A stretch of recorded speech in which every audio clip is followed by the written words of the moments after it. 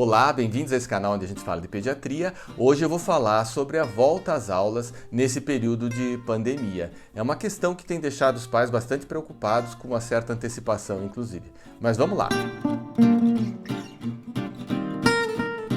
Bom, a gente não está sabendo, a gente não tem um cronograma, não tem um calendário de como vai ser a volta às aulas, o que vai acontecer.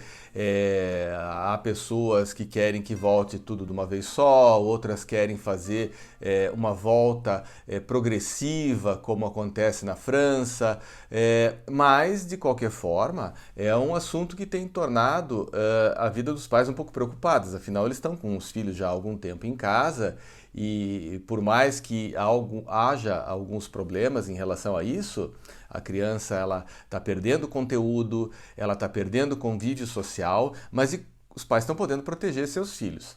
Então, muitos me perguntaram como vai ser a volta às aulas. A Sociedade Brasileira de Pediatria, ela lançou um documento com algumas orientações para a volta às aulas, né? Alguns princípios que a gente deveria seguir para que isso aconteça de uma forma adequada e com o menos risco possível, tanto para a criança como para a família que tem contato com essa criança, porque a criança pode ser um vetor da Covid. A primeira coisa importante que a Sociedade Brasileira de Pediatria recomenda é cuidado com as fake news, tanto em relação aos professores, né, tomarem um cuidado quanto a isso, e os pais. Então é importante também que haja um diálogo entre pais e professores, quando houver alguma informação, e tentar encontrar uma fonte segura para que essa informação seja uma informação também segura, que não cause nem angústia excessiva nos pais e nem que cause nos pais a sensação de que está tudo protegido, que existe um medicamento que vai salvar a pátria, nada disso. Então, muito cuidado nesse momento. Outra recomendação importante é a higiene relativa às pessoas, né? Então, a escola ela deve deixar disponível para todos lavatórios com água e sabão, quando não for possível, álcool gel, para que haja a higiene. A recomendação é que as crianças levem de casa uma garrafinha com água e que os bebedouros sejam usados somente para abastecer essa garrafinha, né? Que ele não seja usado para tomar água diretamente dele.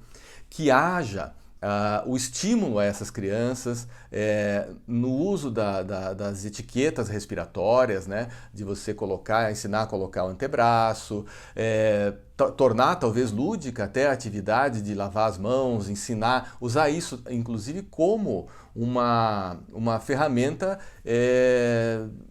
pedagógica com a criança. Outra coisa importante é a higiene do próprio ambiente. Então a escola ela deve proporcionar ao pessoal da limpeza soluções que sejam degermantes e que tenham a capacidade de eliminar o vírus, como mais simples, né, o álcool a 70%, a solução de água sanitária. Essas soluções elas têm a capacidade de eliminar o vírus.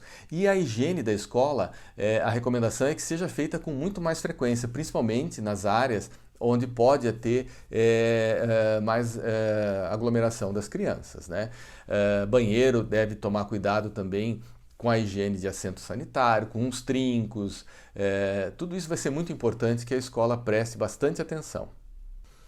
A outra recomendação da SBP é que se evite aglomeração. Então, a escola vai ter um papel fundamental em evitar essas aglomerações, né? A primeira coisa é tentar colocar as carteiras em distâncias maiores, no mínimo de 1 metro, né? Seria o ideal até um pouco mais. Tentar evitar aquelas atividades do tipo festas, comemorações, onde pode ter muita gente junto na escola. O próprio recreio vai ter que ser repensado. É possível fazer recreios em horários diferentes para que o menor número de crianças ocupe o mesmo espaço ao mesmo tempo. A mesma coisa com a entrada da escola. O ideal seria que a escola fizesse uma agenda, um horário de entrada diferente, de acordo com as turmas que vão chegar. Então assim você não tem aquela aglomeração de crianças, tanto na entrada como na saída da escola. Então ter esses horários mais flexíveis para uma determinada turma sair num horário, outra turma sair em outro. Isso vai ajudar bastante também. E por último, Uma coisa importante é a questão do transporte escolar. A gente não pode esquecer que muitas famílias mandam seus filhos numa van ou num ônibus e ali você tem muitas crianças juntas. Então, os pais que puderem, é melhor que levem seus filhos para a escola, e quem faz o transporte escolar ou a escola que promove isso, que pense em como manter um distanciamento um pouco maior dentro da condução. Um outro assunto importante que a SBP levanta é o uso de máscaras.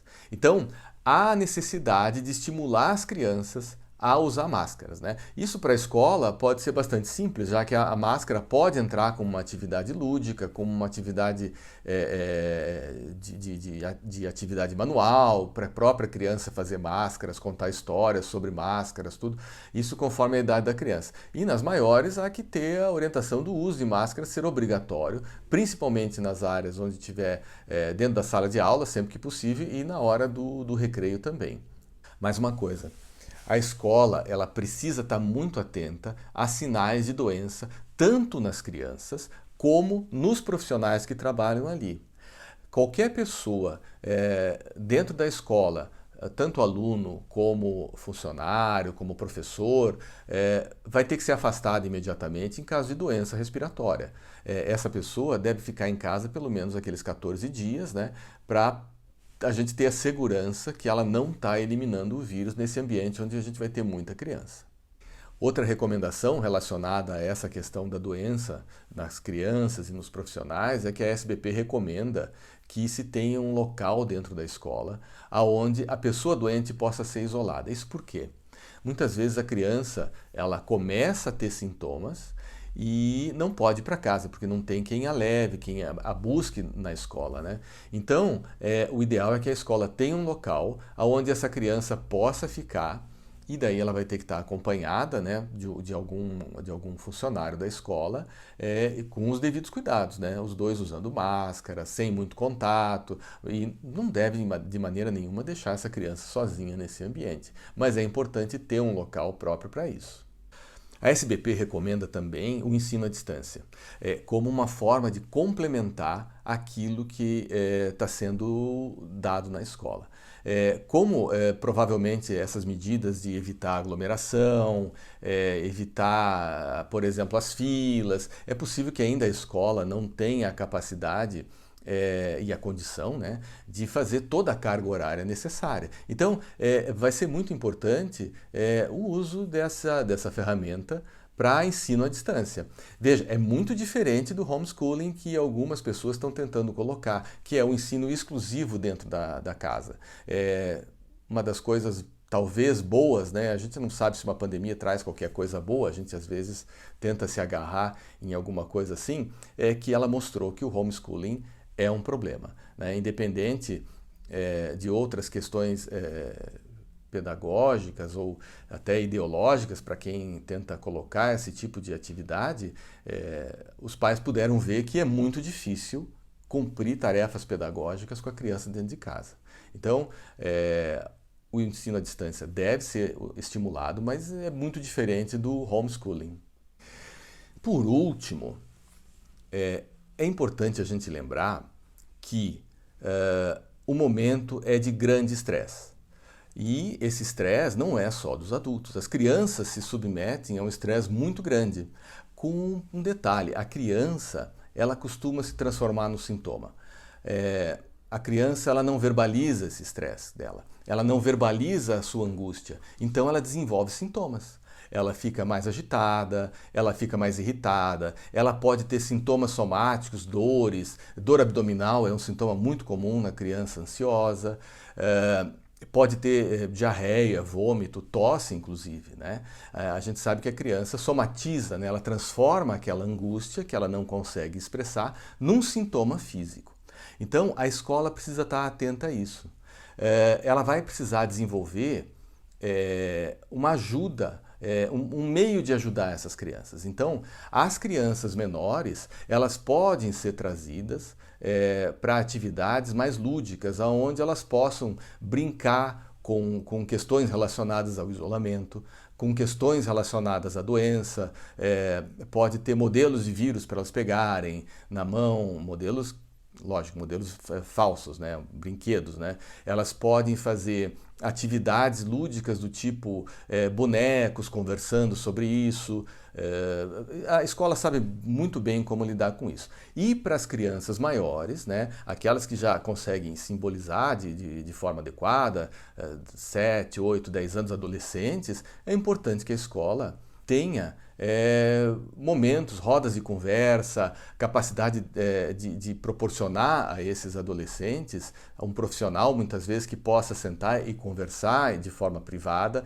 A escola deve ficar muito atenta também às questões de bullying, né? Porque se alguma criança, por exemplo, dentro da escola, começar a ter sintomas, ou até sintomas que não tem nada a ver diretamente com a doença, por exemplo, uma crise de rinite, onde ela tenha espirros e tosse, ela pode sofrer bullying dos outros colegas, né? A gente sabe que muitos pais já têm feito bullying com profissionais da saúde, pedindo para que saiam do prédio. A gente tem visto isso acontecer, né?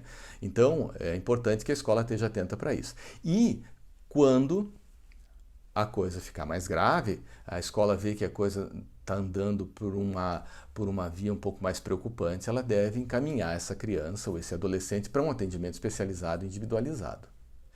Bom, isso é uma síntese do que a Sociedade Brasileira de Pediatria orienta para a volta às aulas. A gente não sabe quando vai acontecer essa volta às aulas, mas a gente sabe que os pais estão preocupados, estão ansiosos, né? Há essa ansiedade de antecipação, porque eles querem estar preparados. E é importante que a escola comece a se preparar também. E é muito bom que haja um contato, uma discussão entre pais e professores, pais e diretores, e que a escola converse com seus colaboradores, né, para que as coisas fluam dentro de um jeito adequado para proteger essas crianças. Lembrando, crianças raramente têm quadros graves, mas elas podem talvez servir de vetores e podem levar o vírus para pessoas mais suscetíveis a desenvolver uma doença mais grave. Bom, eu espero que vocês tenham gostado e eu vou aguardar vocês no próximo vídeo. Até mais!